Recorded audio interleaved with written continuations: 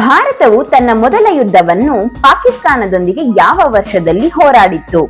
10 second time ಇರುತ್ತೆ. ಸರಿಯಾದ ಉತ್ತರ ಗೊತ್ತಿದ್ದಲ್ಲಿ ಕಮೆಂಟ್ ಮಾಡಿ ತಿಳಿಸಿ.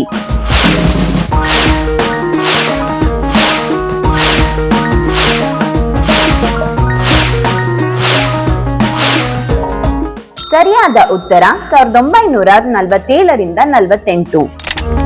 ಭಾರತದ ಸ್ವಾತಂತ್ರ್ಯದ ನಂತರ ಪಾಕಿಸ್ತಾನದ ಬೆಂಬಲಿತ ಕಾಶ್ಮೀರಿ ಪಡೆಗಳು ಜಮ್ಮು ಮತ್ತು ಕಾಶ್ಮೀರದ ಮೇಲೆ ದಾಳಿ ಮಾಡಿದರು. ಇದರ ಹಿನ್ನೆಲೆ ಆಪರೇಷನ್ ಗುಲಾಮರ್ಗ್ ನಡೆಯಿತು.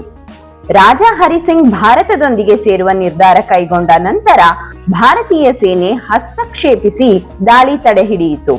ಫಲಿತಾಂಶ ಜಮ್ಮು ಕಾಶ್ಮೀರ ಭಾರತಕ್ಕೆ ಸೇರ್ಪಡೆಗೊಂಡಿತ್ತು. ಈ ಯುದ್ಧದ ಮುಖ್ಯ ಯೋಧಾಧಿಕಾರಿ ಫೀಲ್ಡ್ ಮಾರ್ಷಲ್ ಕಾರ್ಯಪ್ಪ. ಇದೇ ತರ ಮತ್ತಷ್ಟು ಉಪಯುಕ್ತ ಮಾಹಿತಿಗಾಗಿ ನಮ್ಮ ಚಾನೆಲ್ ಅನ್ನ ಈ ಕೂಡಲೇ ತಪ್ಪದೆ ಸಬ್ಸ್ಕ್ರೈಬ್ ಮಾಡ್ಕೊಳ್ಳಿ.